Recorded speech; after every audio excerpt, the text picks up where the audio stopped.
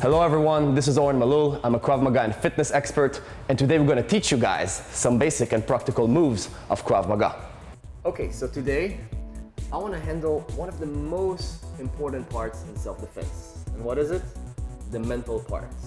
What's going inside my head when someone is actually attacking me? What's going to make the difference between someone who is able to function under stress and someone who is actually, maybe he knows a lot of techniques, maybe he's someone trained, but he freezes when he sees a knife or when he sees blades.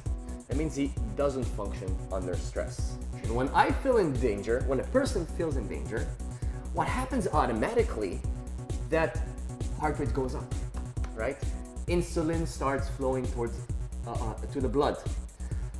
Blood starts flowing towards the lower part of the body, towards the legs, so I can run and I can fight.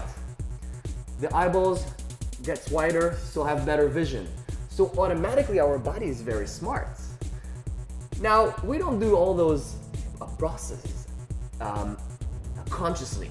Right. That happens automatically. That means the subconscious, that we know today there is conscious and subconscious, does that automatically, even without now wanting to actually do that. Right. Now, why does it happen? So we have a better chance to actually fight or run away, so we'll be faster and stronger. That's why it actually automatically happens. But we still see people that are trained and in a real-time situation, when they see the blade or when they feel in danger, they just freeze. What is it? Some people are born with a certain gift, what we call courage. And some people, they just don't have it. It could be that something happened through their childhood, or it can even be a gene.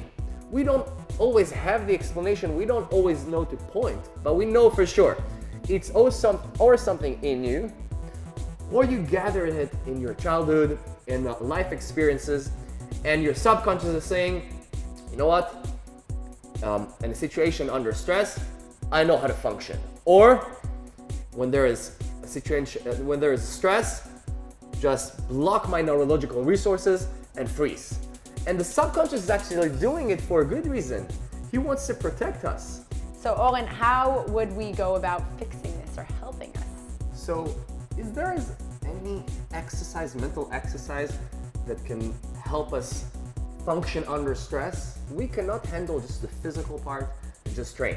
When we train police officers, when we train militaries, there is a moment in the day, in the training, that we have to stop and actually have an exercise that is 100% mental. Okay, now, what controls us is emotions. Now, Emmanuel, I want you to imagine a situation now. When you're in high school, and there's a teacher coming in, and the teacher has just long nails. Now, imagine this teacher, she looks at the class, and she goes on the blackboard with her long nails, and she scratched the blackboard. Now, see what happened to you? What happened here is I was able to control your emotions, even though the situation was not real. The teacher was not really here. Right. It was not scratching, no nails. Right.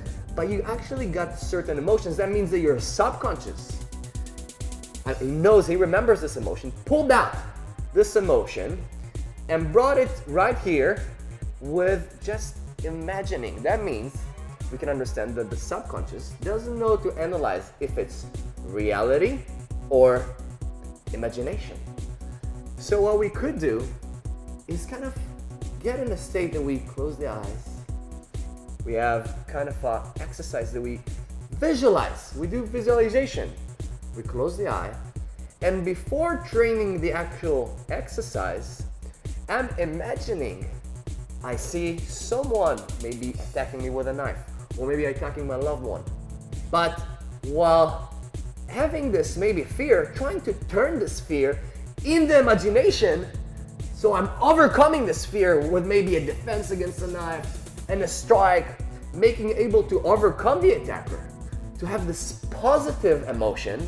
And then what the subconscious is actually doing is saying, whoa, in a moment of that I have to function under stress, say, whoa, I know the situation. Right.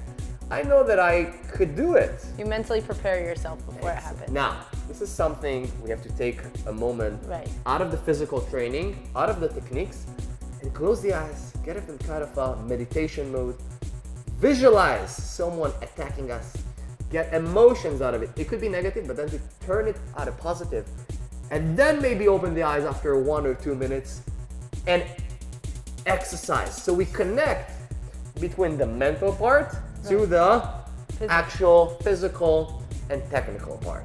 Great. And guys, this is just a little example how we can say, program the brain to function under stress. Thank you guys for joining our Krav Maga class. If you guys want to learn any of the moves that you guys just saw Owen teach us, you guys can go back to our previous episodes and learn them. Thanks so much.